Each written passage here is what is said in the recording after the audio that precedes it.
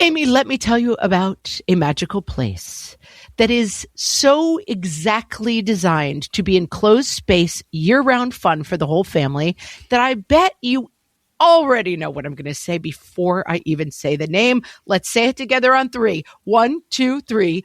Great Wolf Lodge. You got it, Amy. My kids loved Great Wolf Lodge when we went. You probably already know that it has a huge indoor water park with a wave pool, lazy river, a bunch of massive water slides. But then your pack can hit the other attractions because wait, there's more. Great Wolf Lodge has adventure-packed attractions like Magi Quest, a live-action game kids can play throughout the lodge, plus the Northern Lights Arcade. Spent some quality time there, so your kid who loves the lazy river and your kid who loves fantasy games will both have a great time. Great Wolf Lodge also offers great dining options and complimentary daily events like nightly dance parties, all under one roof. Unpack the car once and you're settled in to have fun. And with 22 lodges across the country, you're always a short drive away from adventure.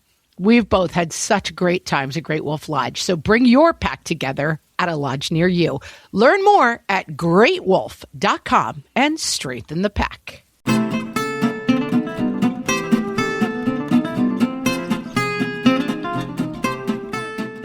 Welcome to Ask Amy from What Fresh Hell, laughing in the face of motherhood, solving your parenting dilemmas one question at a time. This week's question came to questions@whatfreshhellpodcast.com from Lindsay. Lindsay says, we moved to a more affordable area a few years ago. It was a good half hour away from my established friends and family. I'd always looked forward to meeting new moms and hopefully new friends when my little guy entered the school system, just like my mom did when I was in kindergarten. I found it difficult to interact with other parents last year because the school dissuades you, for good safety reasons, from lingering on property at pickup and drop-off. And now with COVID, I feel like it's going to be even harder to make connections at my son's school and even outside of school with the lack of group activities for kids and adults. What's a new mom to do? Is there any suggestions you have for making friends in this new day and age?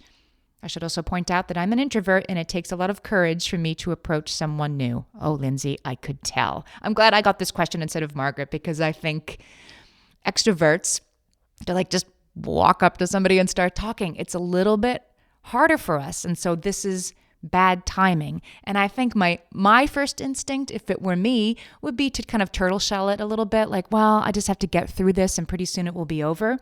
But I actually just got a newsletter in my inbox this morning from Catherine Price. She runs a website in a group called Screen Life Balance, and I really recommend it. I'm going to put a link in the show notes so you can just scroll or tap right where you're listening right now. And I just read this morning, and I thought it really it was pertinent. She says, whatever you're experiencing right now is your life. It won't be your life permanently, but it's your life right now. So instead of thinking of this time as an unusual period before things return to normal, try to recognize that for as stressful or unusual as things might be right now, this is your normal, at least for the moment. I mean, she's right. We might be here a while. So let's start with the introvert thing.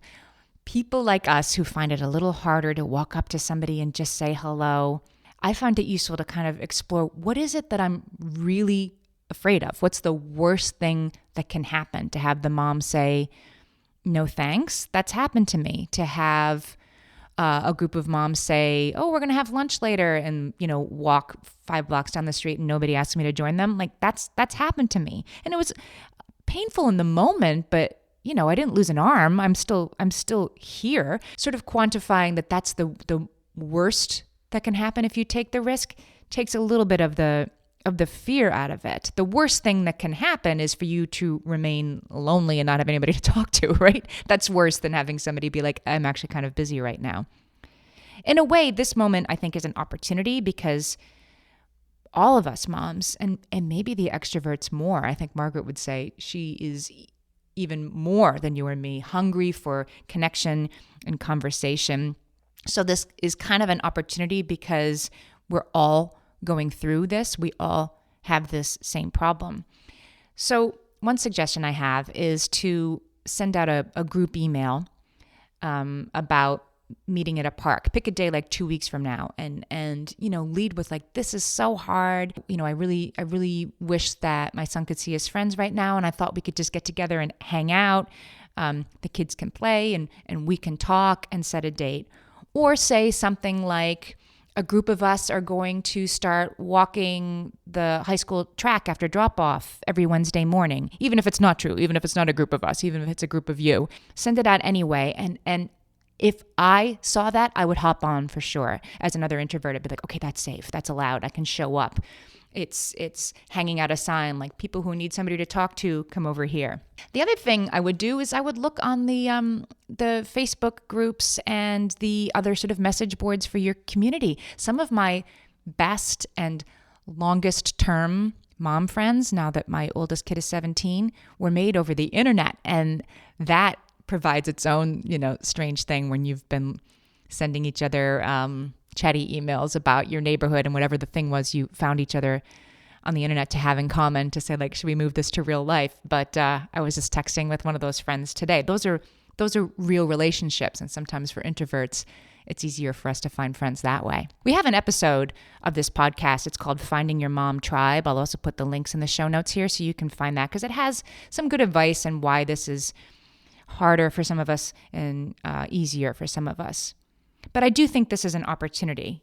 Everybody has the same problem right now. They're a little lonely. They're not talking to anybody. And if you suggest a solution, even if it's not perfect, even if one person wants to walk around the track with you, even if it becomes a springboard into something entirely different, even if you say, let's meet for coffee and nobody comes, it will still have been worth it. And you're going to find, I think, a like-minded soul, but you just got to take the risk. And I think you will find an even more eager than usual receptive audience, which I hope will make it feel a little less scary. Let us know how it goes. Send us your parenting questions and we might answer yours next. Email us questions@whatfreshhellpodcast.com. Thanks for listening.